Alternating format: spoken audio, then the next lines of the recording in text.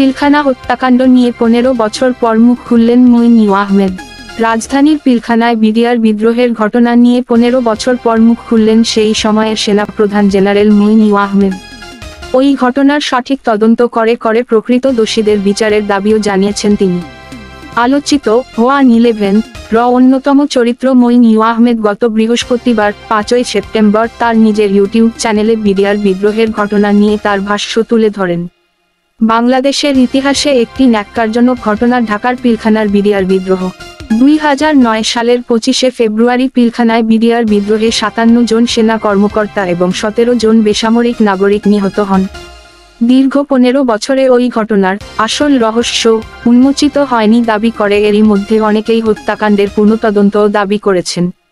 বিশেষ করে বৈষম্যবিরোধী ছাত্র আন্দোলনের মুখে শেখ হাসিনা সরকার পতনের পর পিলখানায় বিডিআর বিদ্রোহে 57 জন সেনা অফিসার হত্যাকাণ্ড অনেক আলোচনা হয়। এর মধ্যেই যুক্তরাষ্ট্রের ফ্লোরিডায় অবস্থানরত সাবেক সেনাপ্রধান মঈন আহমেদ বিডিআর বিদ্রোহ নিয়ে এই প্রথম মুখ খুললেন। আওয়ামী লীগ সরকার থাকাকালে কথাগুলো বলতে চেয়েও পারেননি বলে জানান মঈন। তবে তিনি মনে করেন তখন সেনাবাহিনী কী ভূমিকা নিয়েছিল এবং ঘটনা কী ছিল সে সম্পর্কে মানুষের জানা উচিত। বাংলাদেশের পরিবর্তিত পরিস্থিতিতে তিনি এখন ঘটনাগুলো তুলে ধরতে পারছেন। মঈন আহমেদ বলেন, বিডিআর বিদ্রোহ ঘটনায় আমি যখন তদন্তের আদেশ দেই তখন আমাকে বলা হয়, যখন সরকার এই বিষয়ে তদন্ত করছে তখন আমাদের এর প্রয়োজনটা কি? এই তদন্ত করতে সরকারের কাছ থেকে যে সাহায্য প্রয়োজন তা আমরা পাইনি। সাবেক সেনাপ্রধান বলেন, সেনাবাহিনীর তদন্ত কমিটির নেতৃত্ব দিয়েছিলেন লেফটেন্যান্ট জেনারেল জাহাঙ্গীর আলম চৌধুরী, বর্তমান স্বরাষ্ট্র উপদেষ্টা। তিনি তার কাজ সঠিকভাবে সম্পন্ন করতে পারেননি, কারণ অনেকে জেলে ছিল, অনেককে প্রশ্ন করা সম্ভব হয়নি। আমার কাছে এসে তিনি, জাহাঙ্গীর আলম, বেশ কয়েকবার তার সমস্যার কথা তুলে ধরেন।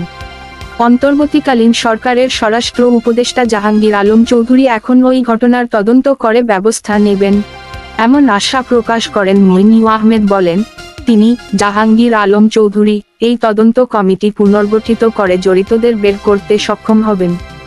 আমি সরকার গঠনের পর তাকে এই বিষয়ে অনুরোধ করেছি। বিডিআর বিদ্রোহ নিয়ে তার লেখা বই খুব শিগগির প্রকাশ করা হবে বলেও জানান তিনি। বিদ্রোহের সময় টিভি চ্যানেলের লাইভ কাভারেজের সমালোচনা করে তৎকালীন সেনাপ্রধান বলেন, ঘটনার সময়ে গণমাধ্যমে চলা লাইভ কাভারেজ বিডিআর বিদ্রোহ ছড়িয়ে দিতে নেতিবাচক ভূমিকা পালন করেছে।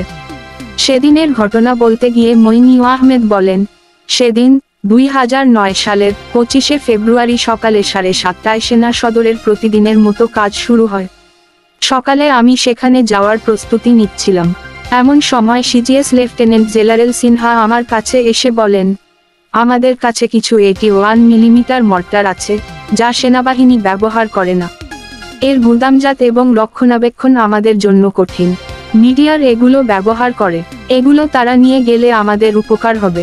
তিনি আরও বলেন, এরপর আমি বিডিআরের ডিজি জেনারেল শাকিলের সঙ্গে কথা বললে তিনি এগুলো নিতে সানন্দে রাজি হন। আমার বিশ্বাস তিনি তখন পর্যন্ত এই বিদ্রোহ সম্পর্কে কিছুই জানতেন না। এরপর আমি এবং সিজিএস মিটিং এর জন্য যাই। 9টায় সেই মিটিং শুরু হয়। আমরা সবাই তখন ব্যস্ত হয়ে পড়ি সেখানে। 9:30টায় তার দিকে আমার প্রিন্সিপাল সেক্রেটারি কর্নেল ফিরোজ রুমে প্রবেশ করে আমাকে কানে কানে বলেন, পিলখানায় গন্ডগোল হচ্ছে, আপনার দিক নির্দেশনা প্রয়োজন। সভা স্থগিত করে সিজিএস এবং ডিরেক্টর মিলিটারি অপারেশনকে সঙ্গে নিয়ে আমার অফিসে আসি। কিছুক্ষণ পর আমি সাবেক প্রধানমন্ত্রীর সঙ্গে কথা বলার চেষ্টা করি, কিন্তু তাদের ফোন ব্যস্ত পাই। মঈন আহমেদ বলেন, সামরিক গোয়েন্দারা তখন আমাকে পরিস্থিতি সম্পর্কে জানায়। পরিস্থিতির ভয়াবহতা উপলব্ধি করে আমি তখন সময় বাঁচাতে কারো নির্দেশ ছাড়া আরেকটি ব্রিগেডকে অপারেশনের জন্য প্রস্তুত হতে নির্দেশ দেই।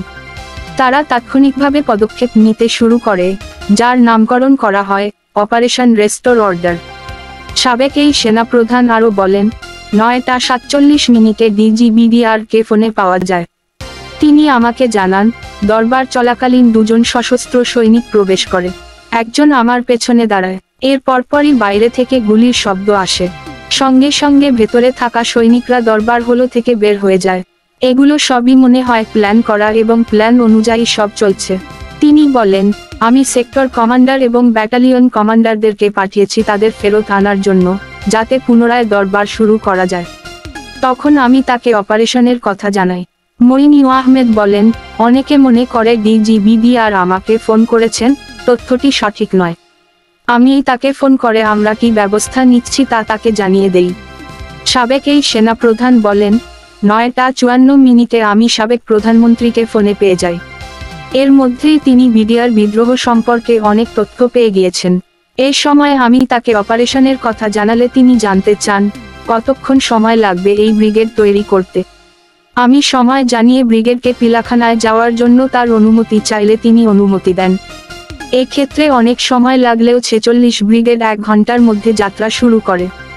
সাবেক এই সেনাপ্রধান বলেন, এদিকে বিদ্রোহীরা বিডিআর গেটগুলোর সামনে আক্রমণ প্রতিহত করতে রকেট লঞ্চার, মর্টার সহ অন্যান্য অস্ত্র মোতায়েন করে। বেলা 11টায় 46 ব্রিগেডের প্রথম গাড়িটি মেইন গেটের কাছাকাছি পৌঁছলে বিদ্রোহীরা একটি পিকআপ লক্ষ্য করে রকেট হামলা চালায়। এতে চালক ঘটনাস্থলেই মারা যান। লেফটেন্যান্ট কর্নেল শামসের ধারণা অনুযায়ী 10:30 থেকে 11টার মধ্যেই DDG, colonel Anis, colonel Kaiser সহ অনেক অফিসারকে গুলি করে হত্যা করা হয়। মঈন আহমেদ জানান, ক্যাপ্টেন শফিক তার নেতৃত্বে 355 জন র্যাব সদস্য নিয়ে পিলখানায় পৌঁছান 10টার আগেই। এই সময় তিনি তার ঊর্ধ্বতন কর্মকর্তার কাছে পিলখানায় প্রবেশের অনুমতি চাইলেও তিনি তা পাননি। তিনি অনুমতি পেলে হয়তো পরিস্থিতি মোকাবিলা করতে সুবিধা হতো এবং এত ক্ষয়ক্ষতি হতো না। সাবেক এই সেনাপ্রধান বলেন, 11:45 দিকে পিএসওএফডি জানায়, সরকার রাজনৈতিকভাবে এ সমস্যা সমাধানের চেষ্টা করছে। বিদ্রোহীরা দাবি করেছে, কোনো আলোচনার আগে সেনাবাহিনীকে এই এলাকা থেকে চলে যেতে হবে। তাদের সঙ্গে সমঝোতা না হলে তখন সামরিক অভিযান পরিচালনা করা হবে। বেলা 12টায় তিনি আমাকে ফোন করে জরুরি ভিত্তিতে সাবেক প্রধানমন্ত্রীর সঙ্গে যমুনায় দেখা করতে বলেন। বেলা 1টার দিকে জাহাঙ্গীর কবির নানক এবং হুইক মির্জা আজম আলোচনার জন্য পিলখানায় যান। আমি যমুনায় যাওয়ারও ঘণ্টাখানেক পর বিমান ও নৌবাহিনীর প্রধান সেখানে আসেন। অর্থাৎ তাদেরকে আমার পরে ফোন করে আসতে বলা হয়েছে। অনেকক্ষণ পর তারা সেখানে এলে আমাদের জানানো হয়, সাবেক প্রতিরক্ষামন্ত্রী জাহাঙ্গীর কবির নানক এবং হুইক মির্জা আজম বিদ্রোহীদের একটি দল নিয়ে যমুনায় আসছে এবং তারা সাধারণ ক্ষমা চায়। সাবেক প্রধানমন্ত্রী বলেন, বিদ্রোহীদের কিছু বলার থাকলে আমরা যেন তাদের বলি। তখন আমি তাকে বলি, অনেকে নিহত হয়েছেন, তাদের কোনো দাবি মানা যাবে না। আপনি তাদের বলবেন, প্রথমত, অফিসার হত্যা এই মুহূর্তে বন্ধ করতে হবে। দ্বিতীয়ত, যাদের আটক করা হয়েছে তাদের সবাইকে এখনই মুক্তি দিতে হবে। তৃতীয়ত, অস্ত্রসহ বিদ্রোহীদের আত্মসমর্পণ করতে হবে এবং চতুর্থত, সাধারণ ক্ষমা দেওয়ার প্রশ্নই নেই। ভিডিওতে ঘটনার সুষ্ঠু তদন্ত দাবি করেন মঈন আহমেদ। এই সময় বিডিআর বিদ্রোহ নিয়ে তার লেখা বই খুব শিগগিরই প্রকাশ করা হবে বলেও জানান তিনি।